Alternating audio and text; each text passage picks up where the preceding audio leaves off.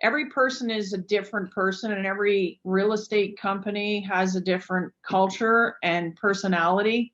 So stick with who you are rather than chasing who you're not. And I just find that so important, is that I just have always stayed really focused in my own lane and, sourced out good people, good companies. Now, of course, we've had bad companies, Always going to happen. not a lot, because we're pretty careful with that. But over time, 23 years, you're bound to get sold something.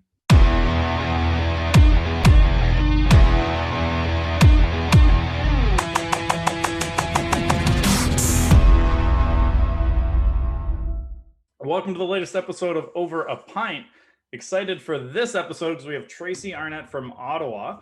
So Tracy, for those who might not know you, why don't you introduce yourself? I'm Tracy Arnett from Ottawa, Ontario, and I have a small boutique company called Tracy Arnett Realty. I've been in business since 1998, started with Royal LePage, ended up in the top 1% of Royal LePage within the first 8 years, and moved my brokerage over to Gilmore Street and bought a building and have an amazing team. So how long were you you're a solo agent versus becoming a team? I started in 98 by myself as a solo agent, and by 2000 I hired a part-time admin, and by 2001 I had a licensed agent who also did admin plus selling. And did you want to grow a team from the beginning, or just kind of realize you needed help? Never.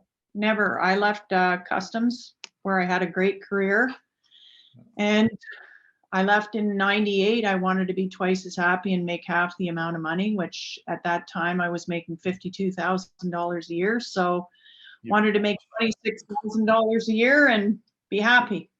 I think you accomplished your goal. Did that fairly quickly. I'm fortunate that I have my mom's retired from the Northumberland County in Cobourg as a realtor. She was there 39 years. Nice. Did you learn a lot from her when you were getting started? Oh, yeah. Yeah. On speed dial. Every day? Every day. Plus, I had an excellent broker manager at Royal LePage, so I either had Sylvia on the phone or my mom on the phone. And how long did it take you to get your first deal when you got your license? Well, I actually had good friends of mine waiting to do a first deal. We'd seen it on an open house. So the moment I was licensed, we actually did the first deal within the first week. It's a good start. It was a very good start. And how did you grow your business solution? It was friends and family, or were you door knocking, cold calling? What were you doing? Well, I just told our daughters on Easter weekend that it was funny because cold calling does work, although in today's environment with the Privacy Act, we don't do that much anymore. So I came home one night and I decided to pick up the newspaper, and I was not scripted, didn't know there was such a thing. And I just started phoning for sale by owners in the newspaper, and I booked an appointment that night. Those people didn't sell with me. They actually had to rent it out and move on. But 4 years later, they called me and I listed that property. The biggest success I had was open houses. So from February 5th of 98 to the end of July 98, I did 4 open houses a weekend, 1:15 to 3 and 3:15 to 5. And my husband would move the signs to my open houses.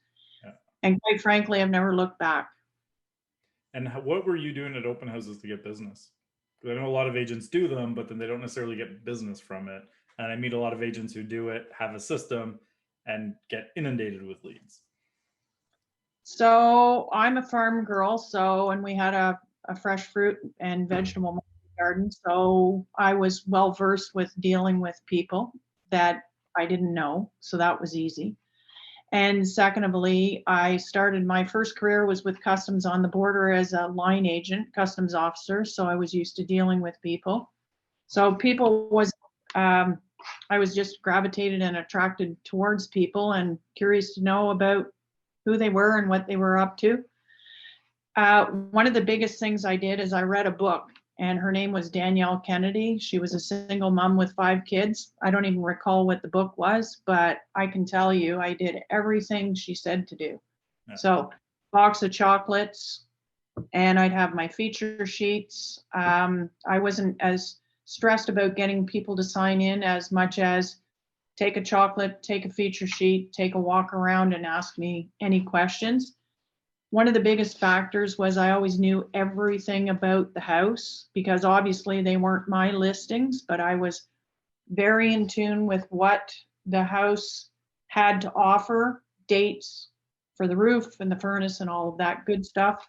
So I looked very knowledgeable in a very short period of time, and I did my market research before I went to the open house. So I actually would book myself from 4 to 5 in the afternoon after the open house to any vacant properties, and I would tell the buyer if they want to come back that I could show them a couple extra properties between 4 and 5. So I wasn't rushing out the door at 4 o'clock. I was actually still continuing to work. Oh, nice. That's smart. And how do you do you still have your team doing open houses and that type of thing when they're allowed again? Like, you don't have them do them a lot? Pre-COVID, definitely. We were very in tune with open houses, but having a team, you have to really identify what the strengths of your agents are. Some of them don't like open houses. Some of them don't like door knocking. Some of them don't like, well, we don't cold call, but yeah. I mean, you have to look at your agent and find out what their niche is. So if they're not really susceptible to open houses, I'm not hard to push on them. And other agents do exceptionally well at open houses. I used to find that 4 hours on a weekend was like giving me 2 deals a week. So obviously I was very in tune with doing them. You know what? In all honesty, Andrew, you have to have your own genre, right? I mean, I listen to podcast after podcast and I go, okay, zip off, zip off, zip off. Or I say, okay, they're pretty funny. Like, let's listen to them. I think the key to having different agents on a team too is the key to throwing a net over a larger sphere and area of expertise.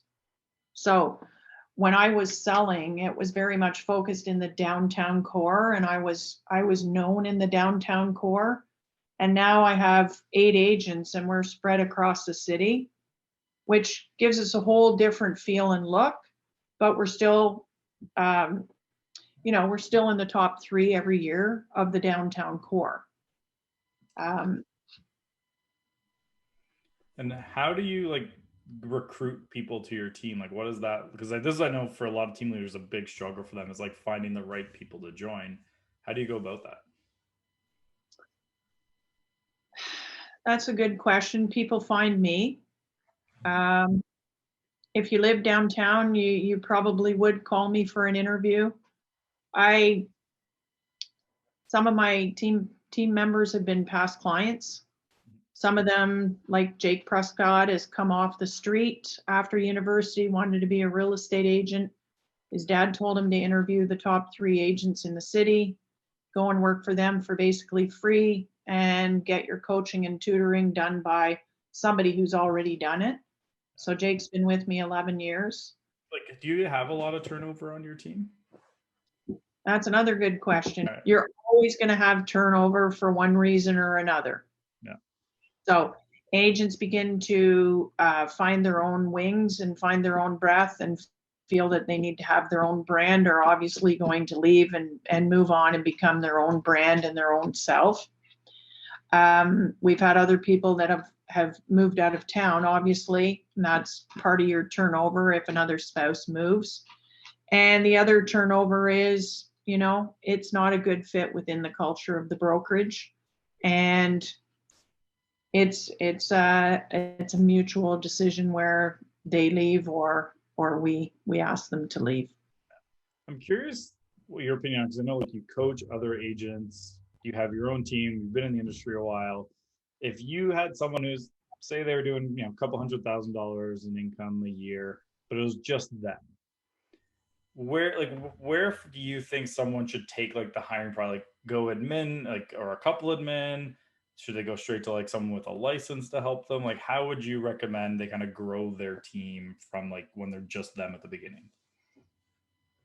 Well, I like to think I've made a lot of mistakes, so I've become sort of the expert on building teams and building culture. So, I mean, the more mistakes you make, the more you learn. The more you learn, the better you become. So, I would definitely, if I had a $200,000 producer, most agents are good at selling. And as you've heard me say in the past, stay in your zone of genius. Is like they like to be with people. They like to sell houses. They're usually not very good at paperwork, and they're not really good at being a project manager. So I would say hire a very, very, very strong admin that can run the back end of the business. Now, the second problem of that is who trains this admin? So your first admin either should already be in the industry and an admin, or somebody that's a take charge type of admin that's worked in a dental office or somewhere where there's procedures and processes. Otherwise, you as a realtor with a disc profile that's not suitable to train an admin are training admins. No. And if they're not good at training, should they hire someone to train them or hire someone they think could train themselves, basically? Definitely, if they can, hire somebody that can train that admin. No. There are people out there. I've just suggested a really good trainer who was recommended by another coaching client. So we're tending to lean on her now and give her some business. You know, we're talking top producer, we're talking iExact, we're talking email databases, things of that nature. Is hire it out. And a lot of agents look very linear, which means that they look at, oh my God, I'm going to give up $3,000 a month or $3,500 a month. And what if I'm not busy in November, December, January, or February? Well, the whole idea is if the admin has things in place that allow you to have more contact with your clients, you'll always be busy. So for instance, I've never not been busy. Like, I don't even know what that looks like, but I've always tiered my business where I can keep myself busy doing what I should be doing, either for the team or myself. I'm curious now where you guys, you're doing a couple hundred deals a year. You got teams under you, got admin, you got people helping you. What does like your day-to-day look like for the most part?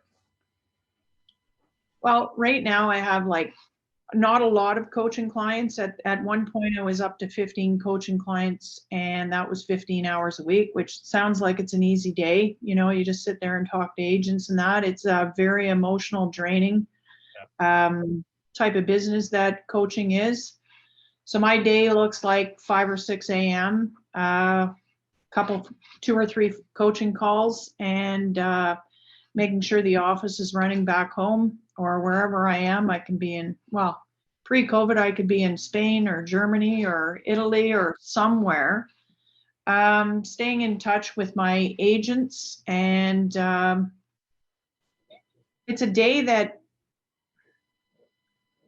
I don't know how you would explain it, but my day can change just like a realtor's day can change because things are going on in the background that either need questions or answers. My biggest part of my day is keeping up with the industry, like yourself, making sure I'm hiring the right people to do our social media marketing and that our email databases are correct, and, you know, looking at SEO. Moving the business forward every day is always at top of mind for me, whether that be making sure we have enough Google reviews or that we're enhancing something that may be coming about. And where do you look for help? Like, you coach other agents and do things like that. Like, where do you look for kind of like inspiration and learning and all that?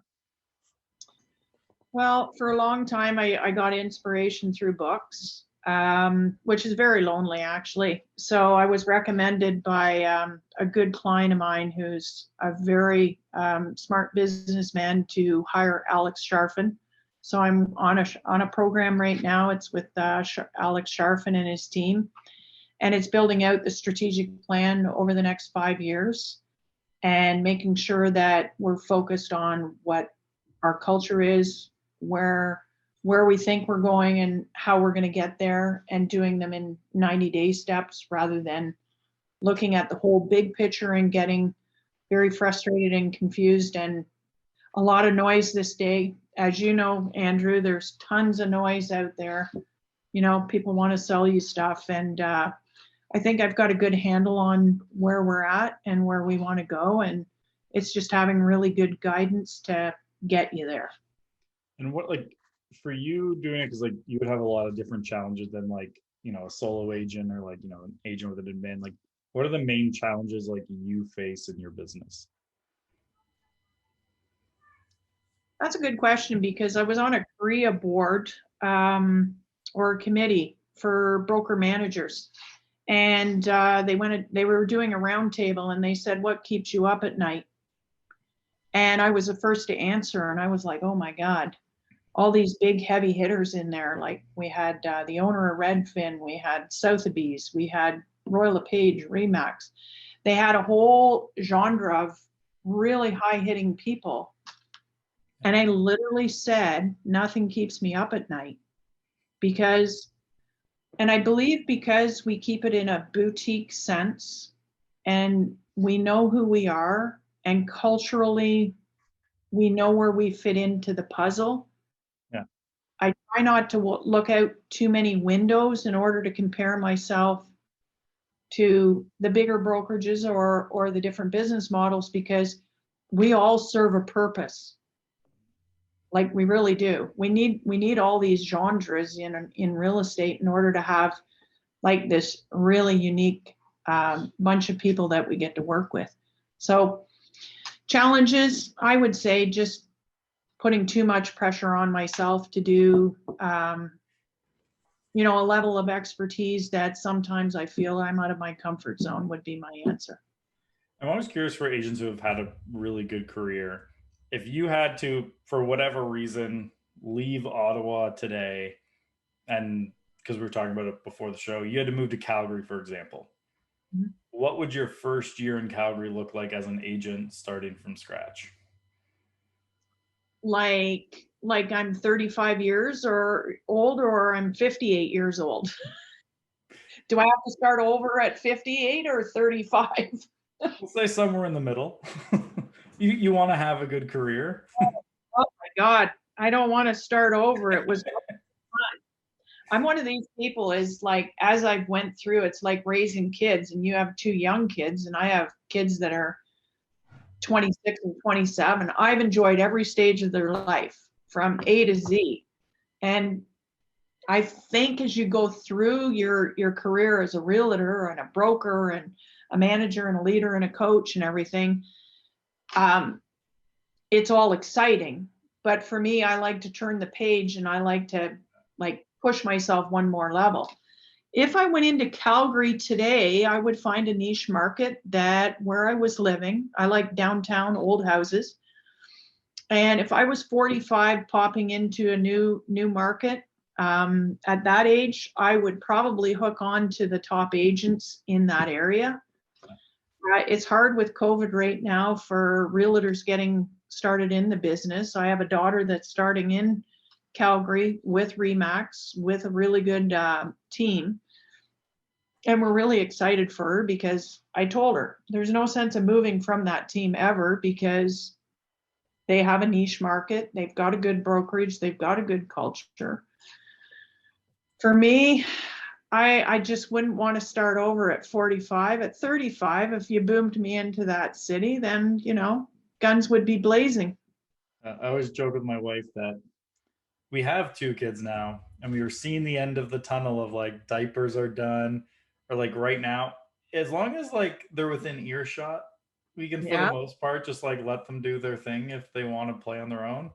And we're about to go back to the like, you have to constantly watch them, and we're both like, can we just skip past that part? Like, can we just hit fast forward and just get to like one? But it's a little bit easier. I don't want to go back to the beginning. Well, just think about your wife. My second pregnancy, I found out I was pregnant. I don't know when it was, but anyways, Ruth was due in November. And I was like, I'd just done it with our oldest daughter, Jane, and I'm like, okay, get this baby out.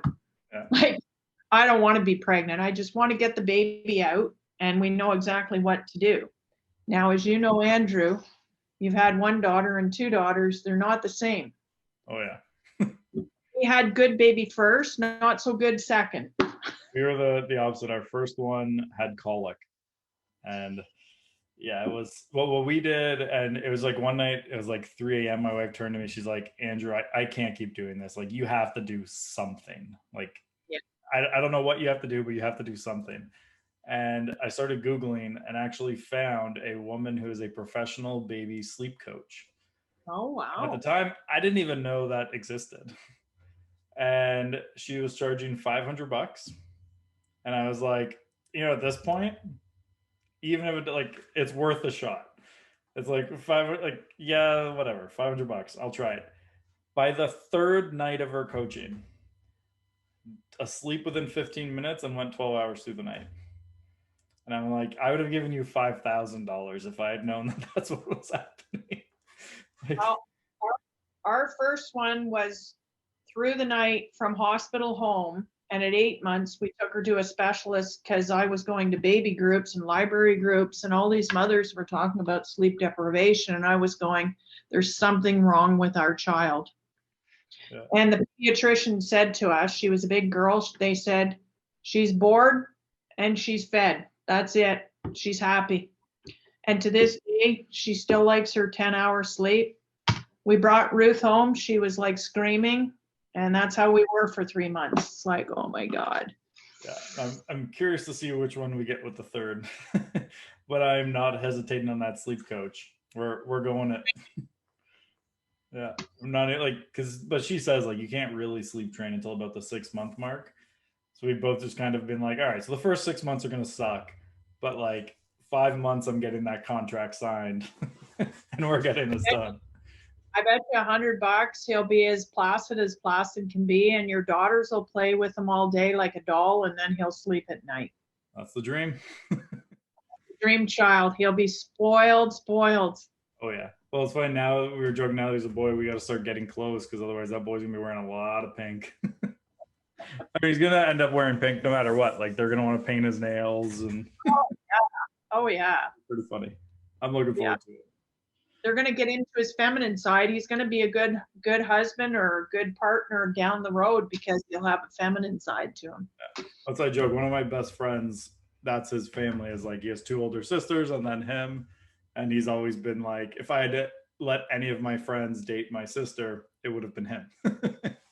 Or I say to my agents, we have a pre-list kit that goes out, and I say, okay, if the keys are there, the heat, the hydro, the water, and the tax bill are there on the dining room table, don't mess it up. They're already listing with you. Yeah, they're good to go.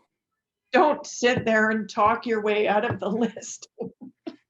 So how, like, on the listing side, like when you go into a home like that, like how like systemized is your process when you like get into that sellers, and how much do you like adapt it based on how it's going?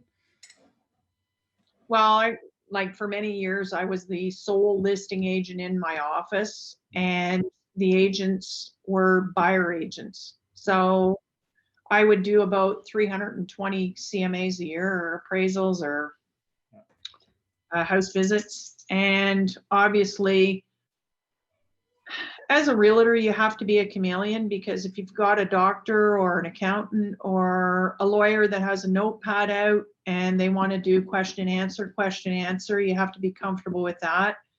If you've got somebody that is, got a glass of wine in their hand at the front door and they're inviting you in and they want to have a glass of wine. I always had a rule. I didn't drink with my clients until we had the final sale. In the beginning I did. Yes, I did. I was like on the tear all the time and having a great time. And I hired a coach in 2003 and I wanted to get my life back. So we got me on a schedule, and we got me very organized on, we can't socialize with everybody. So I would think that you actually have to do your presentation as how that person would like to be presented to. Yeah. And you have to be very astute at really picking up their cues, because I'm on high I in the disc profile, and I talk fast, I think fast, I'm already thinking 3 steps ahead of you. I've already hired you before I've called you, so all I need to know is the nuts and bolts of what's going on, and I need you to be authentic. Now, you're going to get a C profile or an S profile, which are really high, really good admins. They're also accountants and lawyers and doctors. They want to know facts, so you better know your facts, your list to sale ratio to your days on your market, blah, blah, blah. So, I mean, you sort of have to. It's like playing a hockey game. I used to play hockey a lot, and it's like, depending on the team that we're playing and what line I'm on and who I'm playing with and who I'm playing against, is you have to be able to sort of move on the fly. Do you change anything if you know you're in competition? No, I think I actually like to be in competition, and I think that's why I did leave sales. It wasn't, I like competition, and our admins are structured so they ask who we're competing against, so we can do a background history on them. If the people don't want to tell us who we're competing against, that's fine. And I always used to sit there and I'd say to the people, I'm so happy that you're interviewing 3 people, because if I was getting a new roof today, I would have 3 people in, and then I'm going to go with the person who I trust the most, and I believe that they're going to do a good job, and I'm not going to have leakage. Yeah. I'm going to tell you today why you're going to hire us. And that's how I always approached it, is what do we have to offer? And I think everybody in their presentations have to believe, when they're presenting, try and not use so much of your fluff that really is fluff, or really use what it is the person wants. Okay. So for instance, everybody's telling them they have beautiful feature sheets and a beautiful website and this and that, and Facebook ads and social media. Well, if you're sitting there with a 65 or a 70-year-old, when is the last time you sold your house? May be a good question. What is it that you're looking for in an agent? Have you had a bad experience with another realtor? Right? Like, those are the types of questions I ask, and those are the type of presentations that I present. I always tell them, let's talk about the fluff for less than 5 minutes. Yeah. Now let's talk about meat and potatoes. How big is your database? We have 9,500 people in our database. Your listing is going to go to everybody. Now, let's talk about our social media. And you do a little overview of the social media and how much has a feature sheet. My mother's greatest line was, has a feature sheet ever sold a house? Never. Never has a feature sheet sold a house. So why do people spend $12 to $20 on a feature sheet? Because they've conditioned themselves to believe that's what the client wants. But really what the client wants is less hassle, most money, least days on the market. I've been listed 6 or 7 times. I want the first buyer in and the first buyer to buy me. I don't want anybody in my own house. My house is my castle. So I always used to say to people, do you want 200 people in your house over a 6-month period of time? And we reduce the price twice, and we get less money than what we would have had in the first 21 days. Yeah. And the other thing I used to say to people, I don't want to be your marketing agent. I want to be your sales agent. So let's talk about marketing and sales. I'm not going to blow smoke up your ass to tell you a price that I'm not going to be able to attain. So here's our data. Now I want you to ask me any question you want to ask.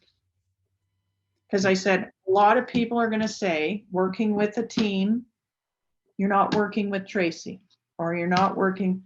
But let's talk about when I was a single agent. I can tell you what goes on in the background on all aspects. No. And if a seller, like, you go through that, you talk about price, the seller says to you, like, say hypothetically you recommend a list price of 500,000. They say, no, I want a list for 600. Like, what do you do in those situations? Well, I would ask them, what is it that we need to have a list price 100,000 more than what the value of your house is? Mhm.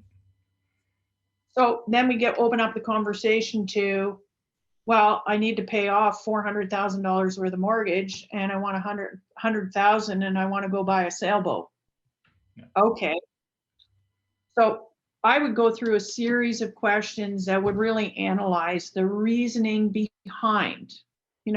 They may say the neighbor sold down the street. Well, this is where market knowledge is important. Yes, but the kitchen is like 11 by 14. Yours is a 7 by 10, right? So always find out what the root of the reasoning is for the price difference. And then from there, you can ascertain whether or not you're going to be able to work with a person. Or I have a call with one of my agents tomorrow morning, and our people are very specific about what they want.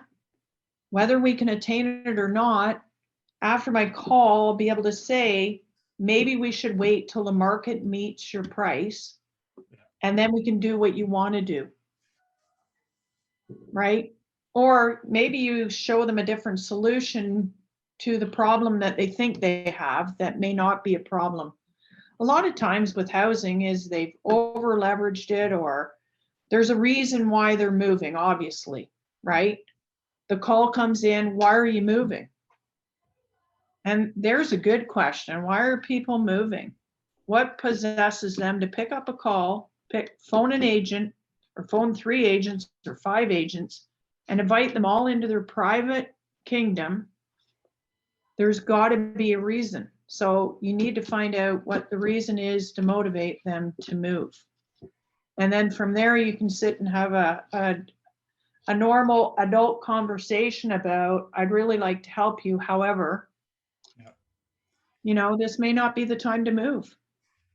How often do you like go in and someone who's planning to move, do you ever talk them out of moving? That used to be my favorite. Nina and I just had an interview a couple of weeks ago, and we sent out these home equity assessment reports and asked our clientele if they wanted an update on their home equity. So these people had listed with us before. We didn't sell. They stayed where they were, and now they're back on the table 4 years later. So I'm sitting there and I'm going, well, where are you going? What's the purpose? Are you not happy where you are? They're a block from the canal. It's the hype in the newspaper that's got them to make the call. It's our email that's got them to make them call. And like she said, can I get $950 for my house? And I said, no, you can get $799.9. And she said, well, where am I moving in town for that? And I said, not a block from the canal. How important is the canal to you to move for $150,000? And I said, and then where do you go? And then I asked the husband, what do you like to do? He likes to bike on the canal. Okay, now are you going to drive your car in from the suburbs and throw it on the canal? Or are you going to go a block up there? Do you owe anything on the house? No. Do you have a good retirement fund? Yes. Why are we moving? Don't know. Don't move. Yeah. Right? Like, I think it's better to give your clients the best advice possible because it's their biggest asset. So you're really playing with their money. Yeah. It'd be like if I was a financial broker. I would be really nervous being a financial broker because there's so many moving balls, right? Real estate is one dimensional, where it's a house. It's a house, it's equity, it's their livelihood, could be their nest egg. Do you have many coaches? I'm curious, like how many coaches have you had in your career? I'm on my second. Okay. I had one from Richard Robbins. Yep. And I had Jerry for about 2 years, 2.5 years. And then I never hired a coach again until I felt that it was time that I really looked at the business and getting me out of the tactical day-to-day involvement, because I think what's happened to me over time is like being a mother. You're always a parent. Yeah. Our kids are 26 and 27. They come down for the weekend for Easter. I'm still the mother. They're still the kids. They keep reminding me that they've grown up. I don't need to ask so many questions. I understand that.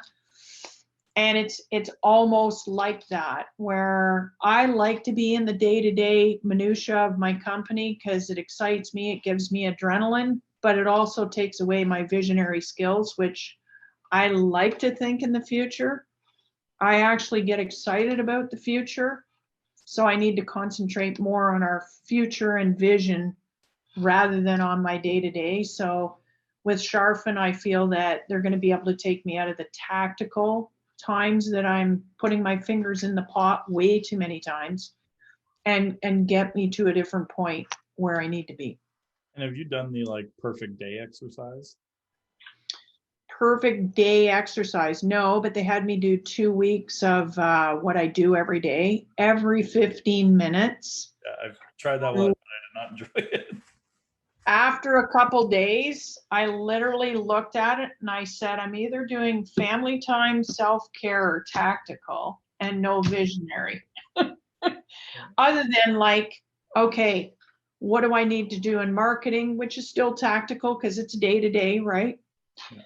So I'm pretty excited about getting out of the tactical day to day and letting me just get into more of a visionary role and where the brokerage is going, keeping the same culture. But I think too, sometimes I think small rather than, if we're 8 agents, could we be 16 agents with the same culture and the same group and the same niceness? I like to feel like a family. Stuart and I are very family oriented, so I don't want it to get to a point where I don't know who they are or the names of the kids or anything like that. That's not who I am.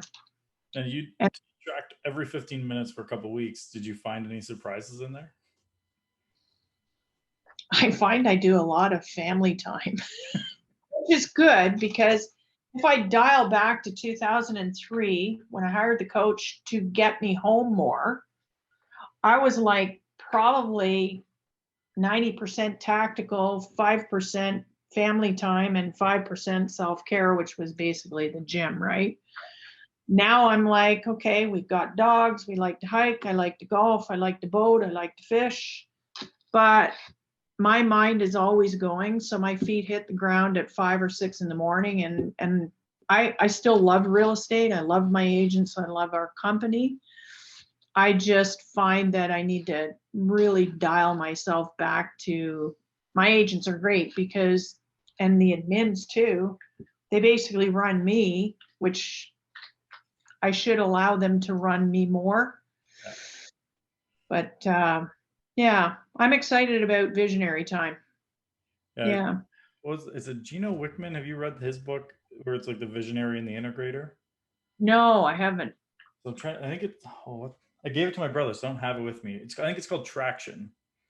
Okay. Oh, I've heard from another coaching client. He really liked Traction. Yeah, and it basically the whole premise of the book. I mean, not the whole thing. Like it's a lot of like how to set things up, how to run meetings, but the idea is every business should have 2 roles. One is the visionary, and then one's the integrator. So like the integrator is the one who can like go in and do all like the day-to-day stuff and the accountability stuff. The visionary is the one who's like looking forward and doing that. So the big idea person versus the executor. And it's like every company needs 2 people. And it's like, the CEO and the COO basically of that. And that keeps me thinking of like setting that up more. But it's a good book. It's worth the read.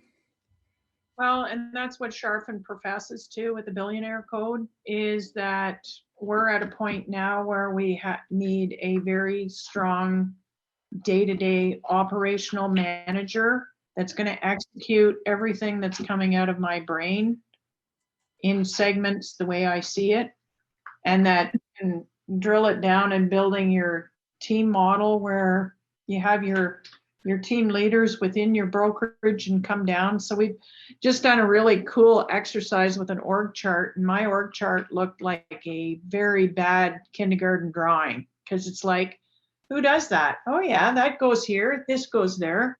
And I'm like, my org chart is really messed up. Yeah, I talk about now. I have a small team as well. I was joking when people ask, like, because we have a coach for our business that we're using right now, who's like an agency thing, and they're like, "What's your org chart look like?" I'm like, "Well, there's me, and then it's just flat." I mean, you can make arguments for other pieces in there, but really, it's just we're a horizontal org chart Who's for the doing most. what? Yeah, it works.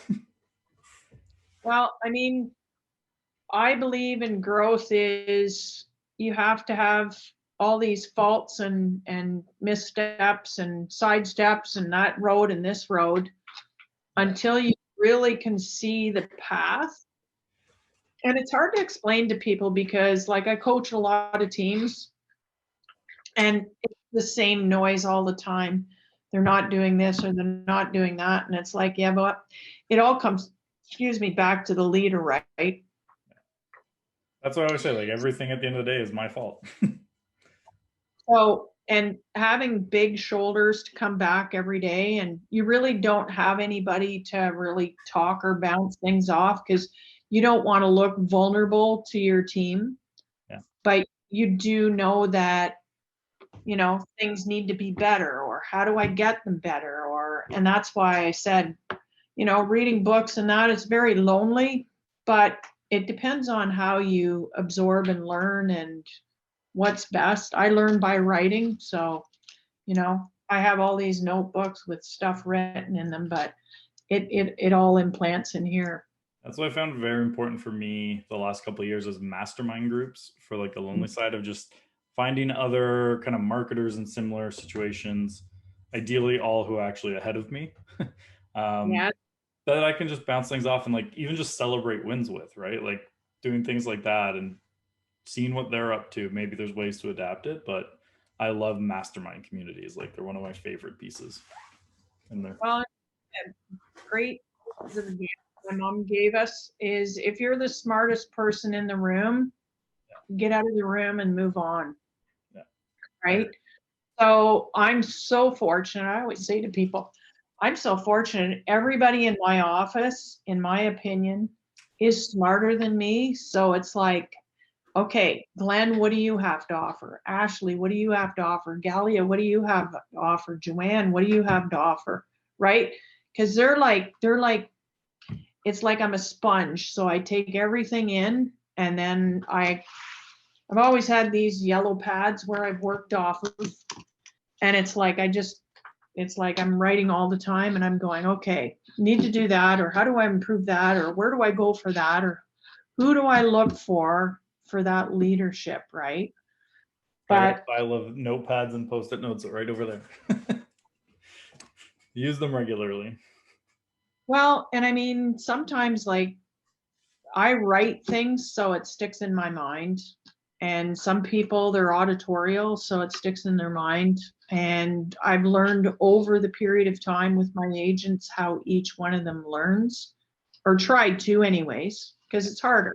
It's harder when you're a certain personality to go, well, why can't they pick that up so quickly? Right. But it's because sometimes people need A to Z and they can't know A to B and start the process. And like you said earlier on, when we were just having a drink before we got on the show, is that most people ponder whether to hire you for 3 years. Yeah. And I already knew who you were. I already looked at your resume. I already knew what was going on. And we contacted you. We had our meeting and we hired you. Yeah. Like one of the quickest sales processes I've ever had. But I tell my coaching clients is the 80-20 rule. What would be the worst case scenario if Andrew and his team at I Just Sell Homes wasn't the team for me? What is the worst case scenario? Burn your business to the ground. If you've already got credibility and you've already been known, the worst case scenario is that we couldn't compatibly work together and that we would look for a different solution. But most people, they'll sit there and they'll identify 5 teams and 5 of this and 5 of that. And it's like, I used to tell my buyers when I used to work with buyers, and I gave up buyers in 2002. is basically in a nutshell.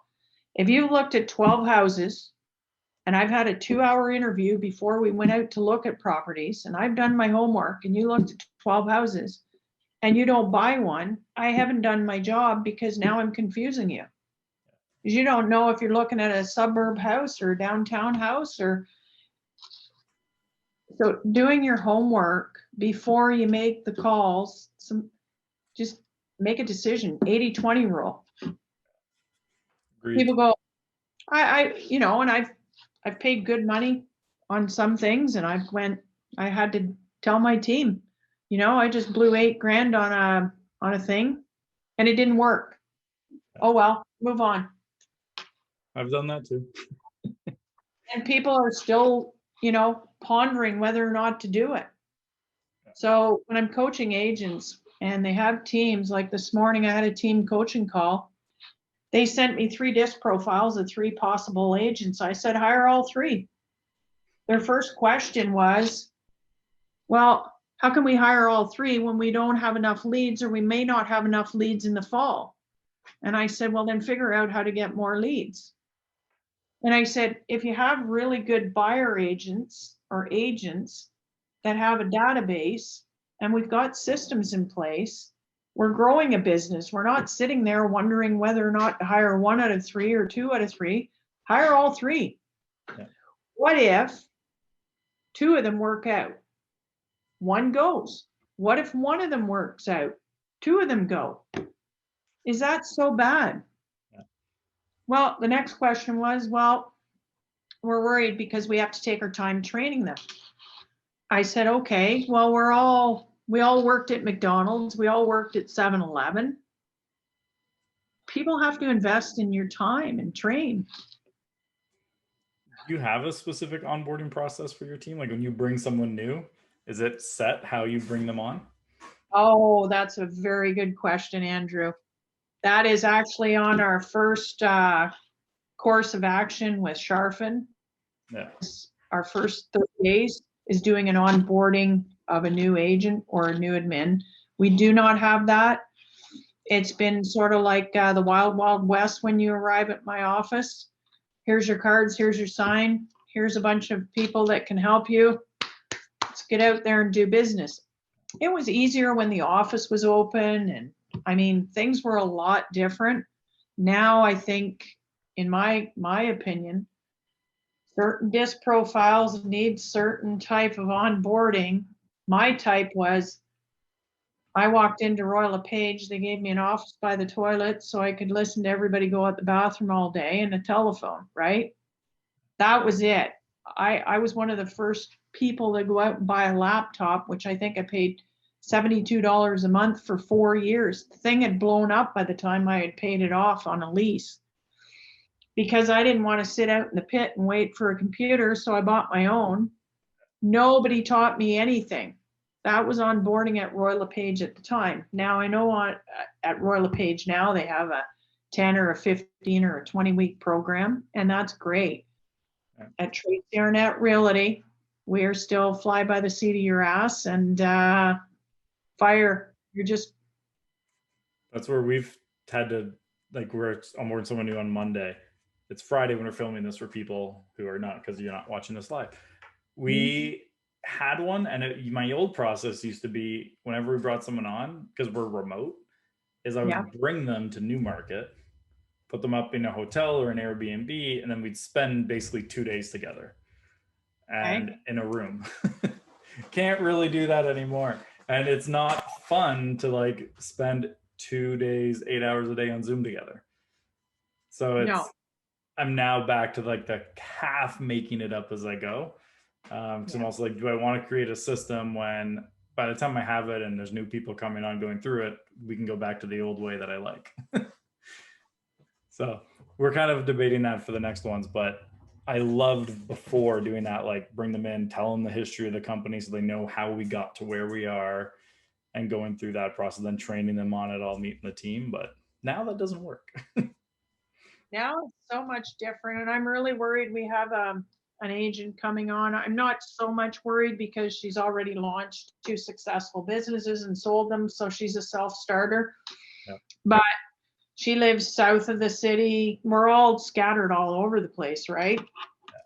And it's like just trying to get the synergy, right? Who's the team? How do I feel? Like, what is it? Now, we do Tuesday morning meetings. You can contact me anytime. I'll do a Zoom meeting, but selling houses, as you know, it's hard to train somebody to sell a house.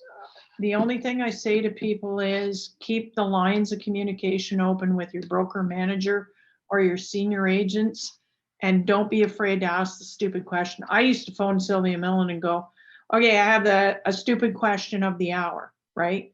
Because it was just like every hour on the hour, I was like, but I was already just jumping into the business and going, hey, Andrew, do you want to buy a house from me? Great. Now what do I do? Okay, get them in the car, book some appointments. I didn't even know how to book an appointment. Didn't know how to open a lockbox. It's like, okay. Part of the fun. Part of the fun. So if people wanted to, like, do you still take on coaching clients? If someone wanted some coaching? I am really trying not to, because I'm trying to be a visionary.